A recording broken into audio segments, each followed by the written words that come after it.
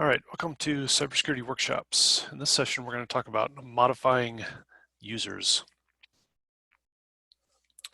So we're continuing our introduction to the command line interface, the course authored by Matthew Vogel at Tidewater Community College. And in this module, we've been talking about users and groups. So we talked about the different types of users. We've worked with user accounts, creating user accounts, deleting user accounts, etc. We've done some work with groups. And now we're going to talk about modifying existing user accounts. So we're going to look at two different commands in this session. We're going to look at the user mod command. So that's the command where you do most of the user modifications. And then there's another command called the change command. That's not a typo. It's not intended to be change. It is CHAGE, and it's actually a contraction for change age. And this has to do with the password settings. So if you recall, when we created user passwords, there are some switches that allow you to set the maximum number of days that a password is valid. You can set the period after which a password is going to be deactivated, if it ages out. So there's some different settings on the user password that you can set, and the way you modify those is with this change command. So we'll take a brief look at that towards the end of this session. So usermod used to modify the attributes of a user on a Linux system, and we'll see what those attributes are that we can modify. Requires root level access, like lots of commands where we're doing things like modifying user. If I'm going to modify another user's account, then I need to be an administrative user. Basic syntax should be familiar. Usermod and then dash and whatever command line options I want to use, and then the username that I want to apply these changes to. So there's a pretty long list of modifications of things I can modify, and I'll do some hands-on examples of one or two of these, but the rest of them are just, it's good to sort of be aware that these are available and possible. So we can change the comment, we can do some things with the home directory, we can change the expiration date for the account itself, we can inactivate accounts, change some some group membership, change the actual user account name, and then we can lock or unlock the account.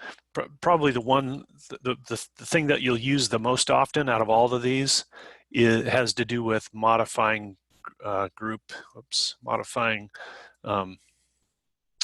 a user's groups, right? So we talked about groups being a way to give a subset of users access to certain files and directories, and so by using this -G command, we can add users to multiple groups, so that they're in a group of other users who have access to specific stuff. And so we'll do that one. We'll do a little hands-on with that one. Okay, so we'll start with here's the basic syntax of how just about all these work. And so to get this sort of understand what this basic syntax is, we'll use the -C command line switch, and that's to modify the comment associated with a username. So usermod with the -C option allows you to add a comment to the user profile.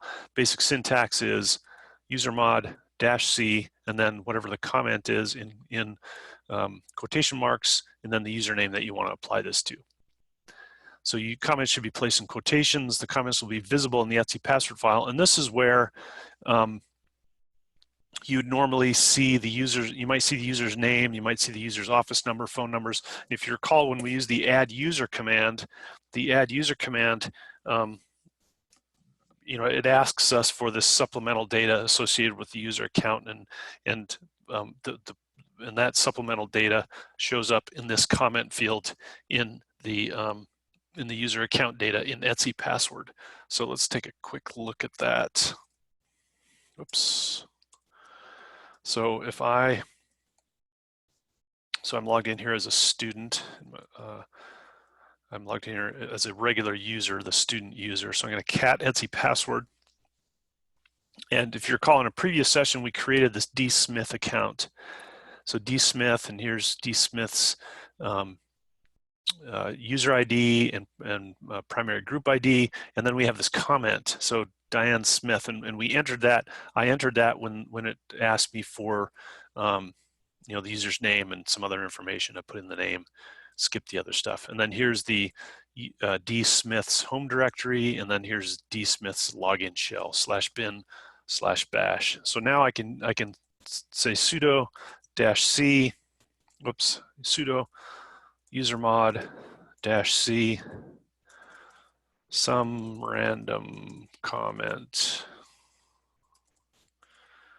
And so I'm using the -c command to modify the user comment, and I'm going to apply this to dsmith. Okay, so now how do I know if that worked or not? Well, if I do my cat Etsy password again,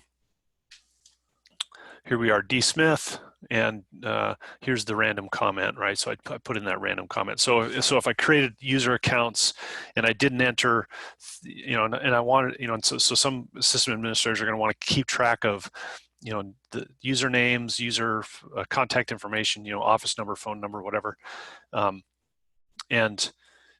so you know, you can imagine that over the time of some user's account, they might move offices, or their, you know, their phone number might change or whatever. And so the -c command is a good way to keep that sort of information updated. And you can really put anything in that field. So if you want to put their position title, if you want to put you know, whatever information about the user you want to maintain in here, you can use that -c command to do that. Okay, so you can, with the -d switch, you can modify the user's home directory. So usermod -d, and then new home directory, and then the username. So this is very straightforward, right? I might, you know, somebody might have a home, you know, when we create a new user, they have a home directory that is the same name as their username. And so I may, for some reason, want to change the home directory to some other directory, and that this could be sort of group related, right? So I might want to have a group of people whose home directory is all the same, and it's this group directory that they all use on a regular basis as part of their job function. And so when that person logs in, they end up in this, you know, multiple users end up in the same home directory. So the -d command does that.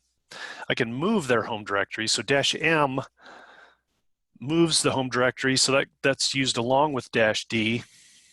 And so when I say move home directory, it basically takes all the stuff out of their existing home directory and moves it to the new home directory. So here I have usermod -d home/new home folder, and then I add the -m switch, and that is going to move all the stuff out of their old home directory into their new home directory. The E sets the expiration date for the account. So by default, accounts are created without an expiration date, and I may want to add an expiration date. So if I know that users are going to use systems for some defined period, so, you know, I might have students coming on a summer workshop, or I might have, you know, groups coming for, you know, some set period of time, and I can set the expiration dates for those accounts, and that's just sort of a housekeeping measure, so that those accounts are automatically going to, you know, go away when the person is no longer there. And so I don't have to remember to go through and delete all these accounts that I created for some, you know, short period. -f inactivates an account. So this essentially I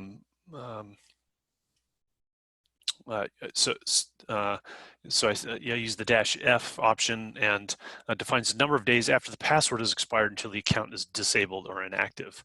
And password expiration must be set. So we're going to look at the change command here in a minute with the -m flag, which is used to set the password expiration date.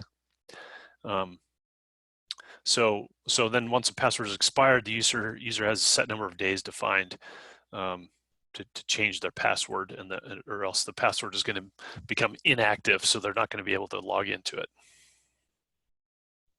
Okay, the -g changes the Logon Group.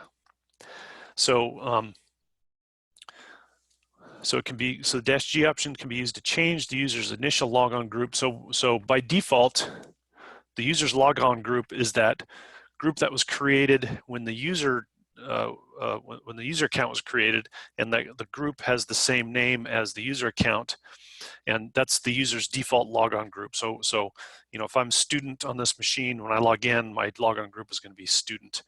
And the reason you might change that, well, and the effect that that has is when I create files or directories, then those new files or directories are going to be owned by the user student and also by the group student. And so I might want to change the logon group because I might want to have a student, or I might want to have by default files created by specific individuals. I might want to have those created for access by a specific group. And again, it goes back to this notion of putting users into groups by their job function. So, you know, I might have the sales team, and the sales team, I might have all them in the sales group, and I might have their logon group be the sales group, because when they create a new file or directory, I might automatically want the group to be the sales group, so that all the members of the sales group automatically get access to the stuff that they do, right? So that's a very standard use case for groups on Linux systems. Okay, and then the -G, this is the one I mentioned earlier that's pretty important, widely used. This is how I change the supplemental groups for a user, right? So a supplemental group is are groups in addition to their default group, which is that group that has the same name as their username. So the -G option is used to change the user's supplemental group, and I can add supplemental groups by using the -G and the -A together. So here's this example: sudo usermod AG, and then I add some new group, engineering, and I'm adding that to dsmith.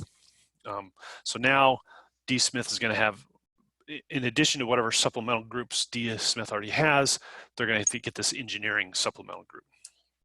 So let's take a look at, let's see what groups dsmith is in. Okay, dsmith is in two groups. dsmith is in the dsmith group, her own group that was automatically created when the username was created, and then dsmith is also a sudoer. I guess I added dsmith as a sudoer at some point. So now if I want to add an additional group to dsmith, maybe I want to put dsmith in the sales group. So first I have to create a sales group. So I can say sudo group add sales. Okay, so now there's a sales group. I just looked at my own groups. Okay, now I looked at now I created the sales group, and so now I can say sudo usermod -AG -A capital G. I'm adding a supplemental group. The supplemental group I want to add is sales, and I'm adding that supplemental group to dsmith.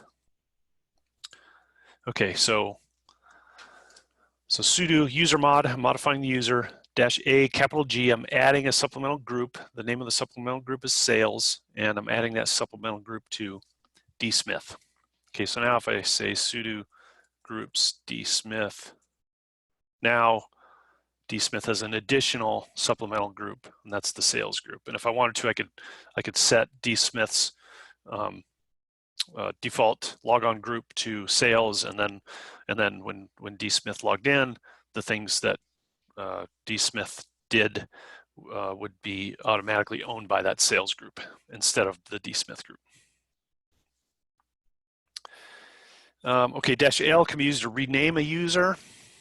It's probably not very widely used at all, but you know, if you had a user account and for some reason you wanted to rename that user, you know, you wanted to keep all the files and content and you know, settings for that user, but you just want to change the username, you can use the -L, lowercase l, to do that, and the syntax for this is straightforward. Okay, you can lock an account.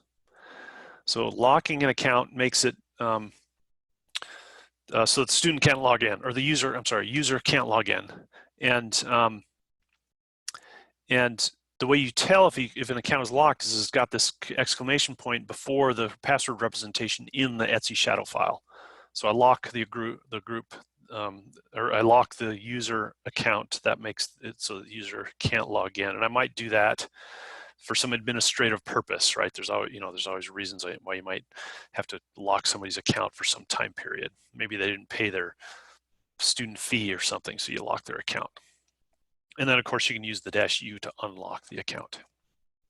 And the syntax is very straightforward. Sudo usermod -U and then the user account name. Okay, now I can use the usermod with the -G option to give a user sudo access. And remember, sudo gives the user the ability to do things as the administrative user. So here, this syntax should be straightforward. I did something very similar already. Sudo usermod -G, so I'm changing the user supplemental group. I'm changing it to the sudo group, and then I'm doing that to dsmith.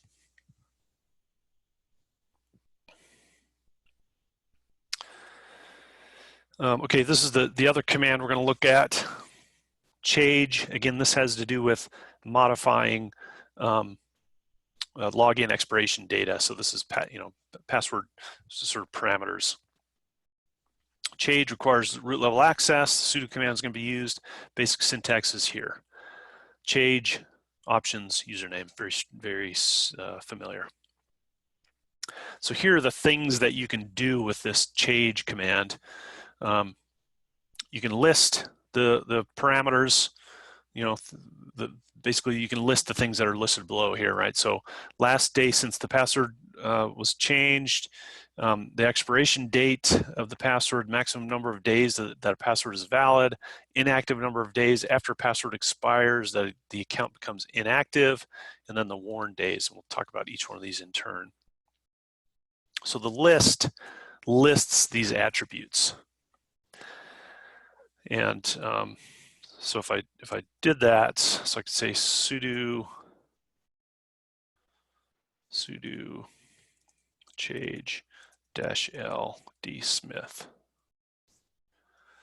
And okay, for this dsmith, this is very default.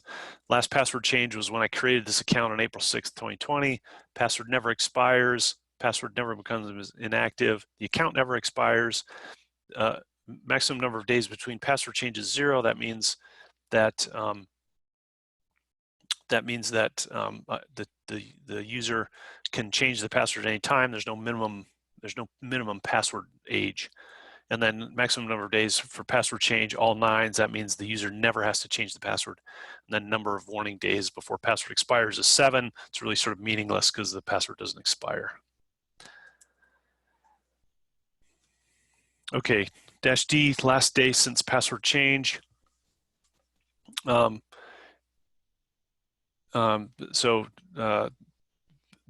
syntax is straightforward. Change -D, and then the date, and then the username. And this is if you want to extend or shorten the amount of time a user can use their current password, you can use this option. So this has to do with changing the duration of the password. Expiration date, so I can say that the password expires on a specific date. Minimum number of days between password changes, so this is the minimum age of the password.